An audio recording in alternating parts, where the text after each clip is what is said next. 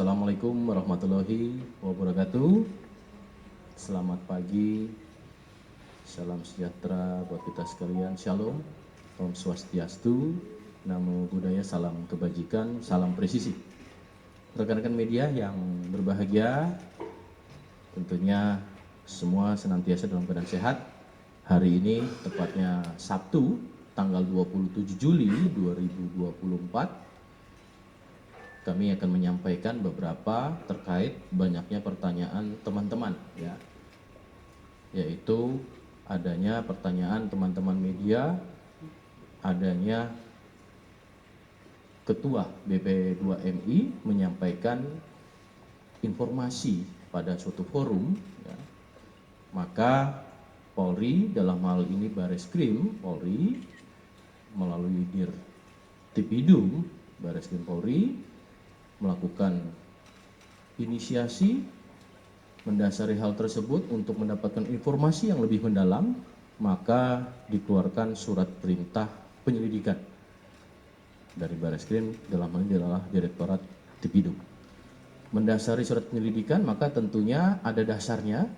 Dasarnya surat penyelidikan adalah laporan informasi, baik itu pertanyaan dari teman-teman media, kemudian sudah beberapa juga ada informasi yang disampaikan oleh teman-teman media, maka mendasari laporan informasi itu terbitlah surat perintah penyelidikan. Maka langkah-langkah Polri dalam hal ini oleh Bareskrim, Direktorat Tipidum akan melakukan langkah-langkah untuk memanggil, ya, dalam hal ini adalah terhadap Saudara Beni Ramdhani yang akan dilakukan proses pemanggilan untuk klarifikasi dan mendalami informasi yang didapat tersebut pada tanggal 29 Juli 2024. Ya, itu adalah hari Senin. Maka tentunya yakin teman-teman segala informasi yang ada tentu kita akan lakukan proses lebih mendalam terkait dengan langkah atau proses penyelidikan oleh Bareskrim Polri. Ini satu yang perlu kami sampaikan kepada teman-teman media sekalian agar publik juga memahami apa langkah Polri selanjutnya terkait dengan informasi tersebut. Kemudian selanjutnya teman-teman, saya juga akan menyampaikan beberapa data, ya, tentunya data yang akan sampaikan adalah data per periode sejak tanggal 19 sampai dengan 26 Juli yang kemarin terkait dengan situasi Kamtipmas. Tentunya kita ketahui dalam amanah Undang-Undang Nomor 2 Tahun 2002 tentang Kepolisian Negara Republik Indonesia dalam Harkamtipmas atau pemeliharaan keamanan dan ketertiban masyarakat, perlindungan, pengayoman dan pelayanan masyarakat, juga dalam proses penegakan hukum, ya. Yang pertama, Polri telah melakukan pengungkapan kasus tindak pidana selama periode 19 sampai dengan 26 Juli kemarin, Jumat, ya, sebanyak 1.542 kasus, di mana pada kategori tindak pidana yang menonjol, ya, antara lain di sini ada tindak pidana ringan, ya, beberapa cakupan tindak pidana ringan sebanyak 325 perkara atau kasus yang dapat diselesaikan. Kemudian narkotika juga selama periode 19 sampai dengan 26 Juli 2024 ini tindak pidana narkotika, ya, sebanyak 178 perkara atau kasus. Terkait dengan kasus perjudian, ya, tindak pidana perjudian ini juga baik online maupun konvensional, ini beberapa sebanyak diselesaikan, ya, yaitu 17 perkara atau kasus. Sedangkan tindak pidana perdagangan orang, kita ketahui minggu yang lalu, ya, Bareskrim Polri juga salah satunya sudah mengungkap, ini ada 4 kasus dengan Mabes Polri dan seluruh jajaran. Adapun pengungkapan yang telah dilakukan, tentunya kami akan menyampaikan salah satu atau beberapa contoh terkait dengan tindak pidana narkoba yang pertama. Ini ada 3 kasus, ya. Dengan total 4 tersangka telah diamankan dan total barang bukti berupa sabu sebanyak 713 kg, kemudian ekstasi sebanyak 144.906 butir, sedangkan jenis pada narkoba ganja ini sebanyak 100 kg selama periode tadi kami sampaikan. Kemudian tembakau sintetis sebanyak 1,2 ton, PCC sebanyak 1.215.000 butir, dan obat keras sebanyak 1.024.000. Berdasarkan pengungkapan tersebut, Polri telah berhasil menyelamatkan 52.834.600 jiwa. Ya, tentunya ini adalah pekerjaan yang kolaboratif dan juga atas partisipasi seluruh stakeholder termasuk elemen masyarakat dan lingkungan masyarakat setempat. Kedua, dengan tindak pidana perjudian online, ini ada satu kasus kemarin sudah disampaikan dengan sindikatnya adalah sindikat jaringan internasional, ya. Pengungkapan kasus tindak pidana perjudian online dan pornografi, sindikat jaringan Taiwan, dengan total 8 orang tersangka yang telah diamankan, yang mana perputaran uang pada sindikat judi internasional tersebut mencapai 500 miliar rupiah dalam kurun waktu 3 bulan. Kemarin sudah dilakukan press conference dan ini merupakan bagian dari beberapa kasus yang tadi bisa kita selesaikan. Tindak pidana perdagangan orang, ya, ini ada satu kasus pengungkapan kasus TPPO dengan modus membawa warga negara Indonesia ke luar negeri, yaitu negara Australia, di mana kerjasama Polri dengan AFP untuk dieksploitasi secara seksual. Dengan total 2 orang tersangka yang telah diamankan, adapun jumlah warga negara Indonesia yang telah direkrut oleh pelaku dan diberangkatkan untuk dipekerjakan sebagai pekerja seks komersial atau PSK di Australia kurang lebih sebanyak 50 orang dan tersangka mendapatkan keuntungan sekitar 500 juta rupiah. Kemarin juga sudah disampaikan, ini beberapa kasus menonjol yang perlu kami sampaikan. Yang keempat adalah ungkap kasus yang menjadi perhatian publik atau masyarakat. Ada 3 kasus dengan total 15 tersangka yang telah diamankan, terdiri dari, ya, yaitu ke-1 pengungkapan kasus tindak pidana fidusia dan atau penipuan dan atau penggelapan dan atau penadahan kendaraan bermotor jaringan internasional dengan 7 tersangka.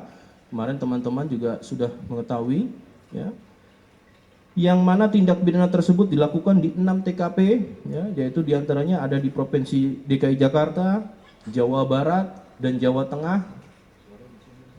Kemudian juga ada 5 negara, ya, 5 negara yang kemudian kendaraan-kendaraan tersebut ini diekspor ke Vietnam, ke Rusia, ke Hong Kong, ke Taiwan, dan Nigeria. Adapun dampak kerugian ekonomi, ya, ini tentu dalam fidusia dan juga pendapatan negara, ya.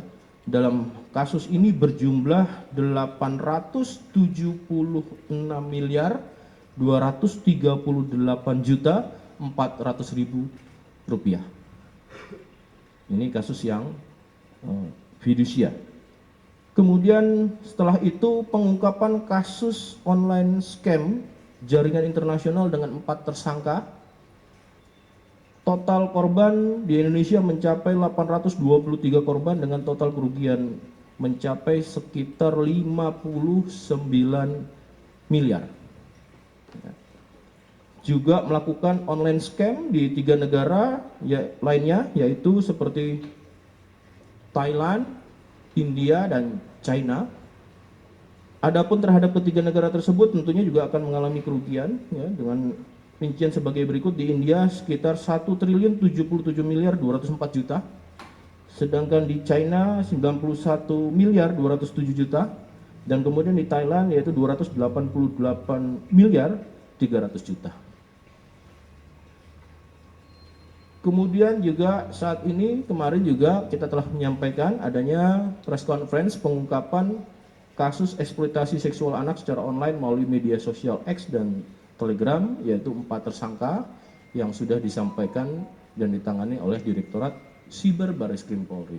Itu rekan-rekan mungkin hari ini yang bisa kami sampaikan, dan tentunya ini bisa menjadi informasi kepada masyarakat. Polri komitmen dan konsisten menuntaskan segala bentuk apa yang terkait dengan kejahatan-kejahatan maupun pelanggaran yang tentunya menjadi perhatian publik dan meresahkan masyarakat. Kembali komitmen dan konsisten, amanah Undang-Undang Kepolisian Negara Republik Indonesia tentu mengamanahkan untuk memelihara Kamtibmas, melindungi, mengayomi dan melayani masyarakat dan proses pada penegakan hukum. Itu rekan-rekan yang bisa kami sampaikan. Pak, izin Pak. Pak, terkait yang sosok T ini Pak, yang dari Beni Ramdhani kan menyebutkan jika sosok T ini merupakan orang yang kebal hukum. Nantinya dalam proses penyelidikan yang dilakukan oleh Polri sendiri, kedepannya akan bisa memastikan nggak si sosok T ini Polri menegakkan hukumnya tanpa pandang bulu? Iya, tentunya semua informasi proses awalnya harus dijalani, ya. Kan ini baru informasi yang kita dapatkan, maka langkah dasar laporan informasi dijadikan proses penyelidikan oleh Bareskrim Polri, kemudian tentunya hasilnya bagaimana mekanisme proses hukum akan dijalani sebagaimana aturan bangsa dan negara kita yang berlaku, ya. Mbak, itu kan waktu di pidato Beni kan menyebut sebenarnya sudah melaporkan ke Kapolri, Presiden, dan mereka kaget gitu. Kenapa baru dipanggil setelah pidato dia di publik? Kenapa tidak sebelumnya waktu obrolan internal? Justru itu mau kita dalami. Pak, ini kan juga di rapat bersama Presiden itu ada Kapolri juga, dan Kapolri kaget. Sama tadi Ya. pertanyaannya. Terus tapi dari Kapolri sendiri ada arahan nggak sih Pak ke Bareskrim gitu untuk entah itu Tadi sudah saya sampaikan bahwasan kita sudah mengeluarkan laporan informasi tertanggal 26. Tadi sudah saya sampaikan pemanggilan untuk tanggal 29 pada hari Senin. itu untuk Pak Beni? Ya, tadi sudah saya sampaikan. Mungkin ditentukan mendasari pada laporan informasi awal ini, terus kemudian ada mekanisme dalam proses itu kita analisis dan tentu itu hasil. Ya. Pak, sosok T ini sebetulnya apakah sudah pernah ada dalam catatan? Karena kan kalau asumsinya sudah disampaikan kepada Kapolri, berarti kan sudah ada informasi awal yang disampaikan dari Pak Beni kepada polisi. Apakah kemudian sosok T ini sudah punya rekam jejak kasus lain selain pada judi online ini, Pak? Proses informasi yang kami dapati kan masih informasi yang belum bisa dijelaskan oleh Pak Beni. Maka tentunya Pak Beni sebagai kapasitas saksi dalam proses penyelidikan ini kita lakukan pemeriksaan untuk kapasitas saksi. Jadi saya paham teman-teman sudah banyak mungkin bergulir informasi, tunggu hasilnya ya. Proses ini kan baru akan berlangsung. Senin akan kita lakukan pemanggilan pada tanggal 29 Juli 2024. Tentunya hasilnya nanti kita akan sampaikan untuk lebih lanjut ya. Oke. Tapi Pak, kalau memang Kapolri sudah tahu sebelumnya, kenapa baru memerintahkan tadi penyelidikan? Itu kan pertanyaan Mbak atau pernyataan. Yang lain ya? Yang lain ya? Cukup? Soal yang lain dulu. Enggak, cukup. Yang ini dulu konteksnya. Cukup? Cukup ya rekan-rekan. Terima kasih atas perhatiannya pada dua hal ini. Yakin bahwasanya komitmen dan konsisten Polri untuk menuntaskan segala bentuk kejahatan dengan secara tuntas, dengan cermat dan tentu prosedural. Dan sekali lagi kami juga mohon dukungan kepada seluruh elemen masyarakat, stakeholder, dan seluruh bagian daripada sistem peradilan yang ada menjadi bagian untuk proses penegakan hukum yang sesuai dengan yang diharapkan masyarakat. Terima kasih, saya tutup. Assalamualaikum warahmatullahi wabarakatuh.